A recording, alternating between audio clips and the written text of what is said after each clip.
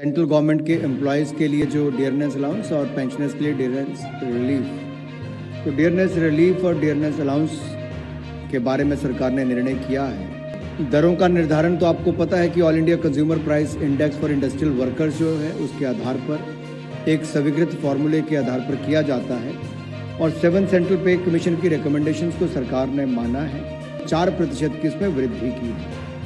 केंद्रीय कर्मचारियों के लिए एक बड़ी खबर आ रही है जो उनके वेतन में वृद्धि की उम्मीद जगाती है। 7वें वेतन आयोग के बाद अब नए वेतन आयोग की डिमांड बढ़ती जा रही है। हालांकि अभी इस पर कोई ठोस निर्णय नहीं हुआ है, लेकिन हाल ही में कुछ सकारात्मक संकेत मिल रहे हैं।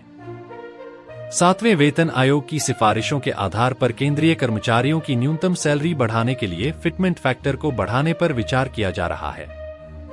वर्तमान में फिटमेंट फैक्टर बेसिक सैलरी का 2.57 गुना है, जिसे बढ़ाकर 3 गुना किया जा सकता है। अगर ऐसा होता है तो केंद्रीय कर्मचारियों की न्यूनतम सैलरी 18,000 रुपए से बढ़कर 27,000 रुपए हो सकती है। केंद्रीय कर्मचारियों की सैलरी तय करने में फिटमेंट फैक्टर का महत्वपूर्ण योगदान होता है। 7वें वेतन आयोग की सिफारिशों के मुताबिक फिटमेंट फैक्टर के आधार पर बेसिक सैलरी को गुना करके कुल वेतन की गणना की जाती है। अगर किसी कर्मचारी की बेसिक सैलरी 18,000 रुपए है तो फिटमेंट फैक्टर 2.57 से गुना करके उसकी सैलरी 46,260 रुपए होती है।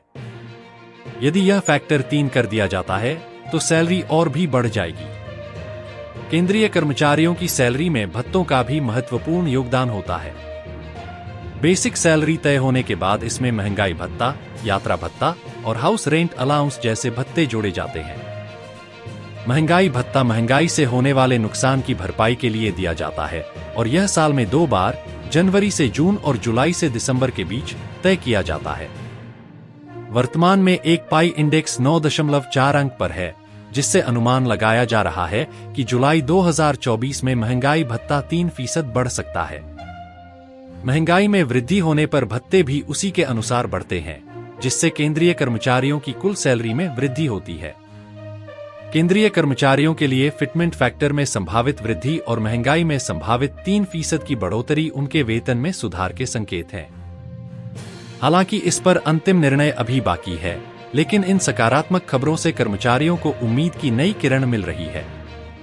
केंद्रीय कर्मचारियों की लंबे समय से मांग रही है कि फिटमेंट फैक्टर को बढ़ाया जाए और यदि सरकार इस दिशा में कदम उठाती है तो कर्मचारियों के लिए एक बड़ी राहत होगी।